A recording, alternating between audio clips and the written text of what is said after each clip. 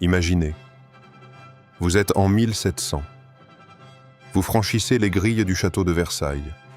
Devant vous, l'or ruisselle sur les façades, les jardins sont taillés au millimètre, et les miroirs reflètent la lumière de 1000 bougies. C'est le centre du monde, le sommet du raffinement.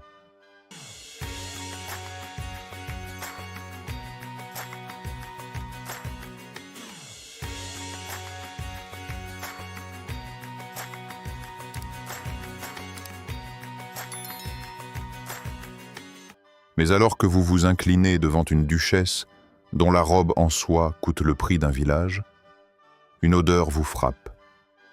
Une odeur si violente, si fétide, qu'elle vous soulève le cœur. Ce n'est pas l'odeur des écuries, c'est l'odeur de la duchesse. Sous la poudre de riz et les diamants, la peau est croûteuse, les cheveux grouillent de poux, et les couloirs du palais le plus prestigieux d'Europe servent de latrine publique. Bienvenue à Versailles, le joyau de la France, où l'on préférait mourir de septicémie plutôt que de risquer de mouiller sa peau avec de l'eau. Aujourd'hui, on déchire le rideau de velours. On va parler de ce que les livres d'histoire oublient de vous dire. La réalité immonde, organique et brutale de l'hygiène féminine au temps du roi Soleil. Préparez votre cœur, et peut-être un flacon de parfum, parce que ça va secouer. Avant d'entrer dans les détails, intimes, il faut comprendre l'échelle du problème. Versailles n'est pas juste un château, c'est une anomalie. Louis XIV a transformé un pavillon de chasse dans un marécage en une ville close pour 10 000 personnes. Le problème? On a construit des miroirs, pas des égouts. Imaginez 3 000 à 5 000 nobles, plus le double de domestiques, entassés dans un bâtiment qui ne possède pratiquement aucune infrastructure sanitaire. On est dans une époque où la notion de plomberie est une abstraction totale. À Versailles, la vie est une performance permanente. Si vous n'êtes pas au château, vous n'existez pas. Alors tout le monde s'entasse. Les appartements sont divisés, sous-loués, cloisonnés. Les couloirs sont sombres, étroits et surtout encombrés. Et c'est là que le bas blesse. Quand vous avez une envie pressante au milieu d'une galerie de 70 mètres de long et que les lieux d'aisance sont à l'autre bout du parc, vous faites quoi? On fait dans les coins, derrière les rideaux, dans les escaliers. On raconte même que Marie-Antoinette, bien plus tard, recevait des projections d'urine par les fenêtres alors qu'elle marchait dans les cours intérieures. C'était la norme. Versailles était un bâtiment magnifique qui baignait littéralement dans ses propres excréments. Dites-moi en commentaire, si vous deviez vivre à cette époque, quelle serait la chose qui vous manquerait le plus? La douche chaude ou des murs qui ne sentent pas l'ammoniac? On pourrait se dire, pourquoi ne pas simplement se laver? La réponse va vous paraître folle. Ils pensaient que se laver allait les tuer. Depuis la grande peste noire, les médecins sont persuadés que l'eau chaude est une ennemie. Pourquoi? Parce qu'elle ouvre les pores de la peau. Et pour un médecin de 1680, un pore ouvert, c'est une porte grande ouverte pour l'air méphitique et les maladies. Si vous prenez un bain, vous devenez vulnérable. Votre peau est votre armure. La saleté est considérée comme une couche protectrice. Le roi Soleil lui-même n'aurait pris que 2 ou 3 bains dans toute sa vie. Et encore, sur avis médical, et ça l'aurait rendu terriblement mal à l'aise. Alors, comment font les femmes de la cour? Elles pratiquent la toilette sèche. On change de chemise de lin blanc plusieurs fois par jour. Le lin est censé éponger la sueur et la crasse. Si votre chemise est blanche, vous êtes propre. Peu importe si votre corps en dessous n'a pas vu d'eau depuis 2 mois. Pour l'odeur, on sature. On utilise des parfums ultra puissants à base de musc, de civette, une sécrétion de glandes de chat sauvage, ou d'ambre gris, du vomi de baleine. On n'essaie pas de sentir bon, on essaie de couvrir l'odeur de la viande qui fermente. Et les cheveux? Parlons-en. Les perruques sont des écosystèmes. On utilise de la graisse animale pour faire tenir la poudre de riz. Résultat? La graisse rancit attirent les mouches, les poux et les puces. Les dames avaient des gratte-têtes en ivoire, des longues tiges fines qu'elles glissaient sous la perruque pour s'arracher la peau sans détruire leur coiffure monumentale. Si l'hygiène générale était désastreuse, l'hygiène intime féminine était un véritable chemin de croix. Imaginez gérer vos cycles menstruels dans un monde sans protection hygiénique, sans sous-vêtements, car oui, les femmes ne portaient pas de culottes sous leurs jupons, et sans eau. Les femmes utilisaient des linges à règles, des morceaux de tissu pliés. Mais rappelez-vous, Versailles est un spectacle permanent. Il n'y a aucune intimité. On s'habille devant 10 personnes. On dort avec des servantes dans la chambre.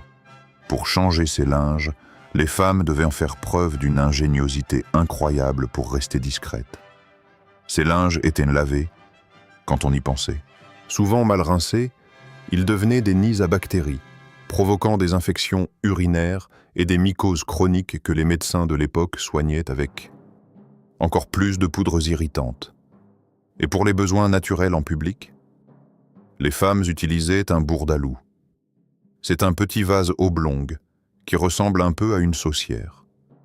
Grâce à la largeur des robes à panier, une femme pouvait glisser ce récipient sous elle, en pleine conversation ou même pendant une messe, sans que personne ne remarque rien. Avant de passer au maquillage mortel, si ce contenu vous passionne, n'oubliez pas de vous abonner et d'activer la cloche. On explore souvent les zones d'ombre de l'histoire, et vous ne voulez pas rater la prochaine immersion. À Versailles, si vous n'êtes pas belle, vous êtes banni. Et la beauté de l'époque a un nom, la pâleur spectrale. Une peau blanche comme le marbre pour prouver qu'on ne travaille jamais au soleil. Pour obtenir ce teint, les femmes utilisent du blanc de phare. Le composant principal, le céruse ou carbonate de plomb. Elle s'étale littéralement du poison sur le visage tous les matins. Le plomb pénètre la peau, passe dans le sang. Les symptômes, perte de dents, haleine fétide, encore une odeur, chute de cheveux massive et, à terme, paralysie ou mort. Pour compenser la peau qui se ronge à cause du plomb, elle rajoute des mouches, ces petits morceaux de taffetas noirs.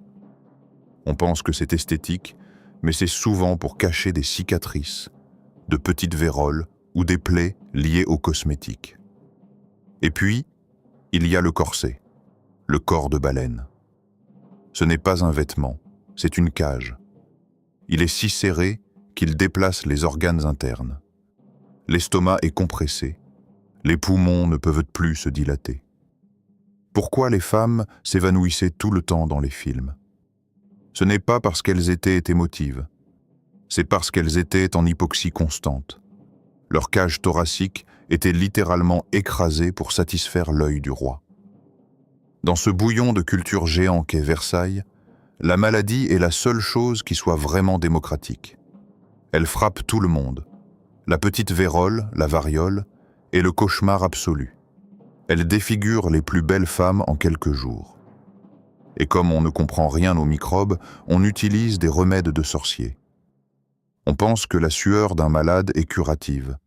Alors on l'entoure de couvertures chauffantes, ce qui accélère la déshydratation et la mort. On vit dans une paranoïa constante. On soupçonne les empoisonnements à chaque décès suspect. L'affaire des poisons, ça vous parle? Alors qu'en réalité, la plupart des nobles s'empoisonnent tout seuls avec leur hygiène et leur maquillage. Versailles était un théâtre de morts vivants. Des gens magnifiques de loin, mais qui, de près, avaient la peau mangée par les acides, les poumons écrasés et les intestins ravagés par une nourriture riche et une eau de Seine polluée. Alors, qu'est-ce qu'on retient de cette plongée dans les égouts dorés de l'histoire?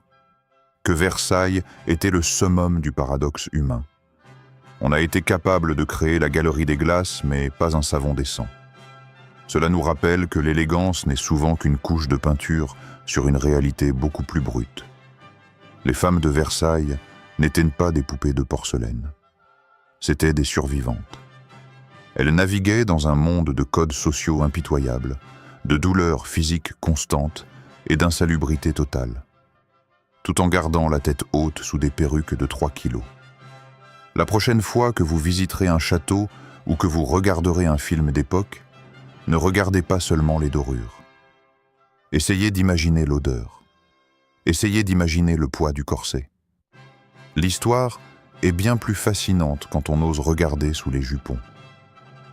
Si vous avez aimé ce voyage décapant, laissez un pouce bleu. Ça aide énormément la chaîne à continuer ses recherches. Et n'oubliez pas de regarder cette autre vidéo sur Sujet suggéré. Vous risquez d'être tout aussi surpris. Restez curieux, restez critique et surtout, n'oubliez pas de vous laver les mains. À bientôt pour un prochain voyage.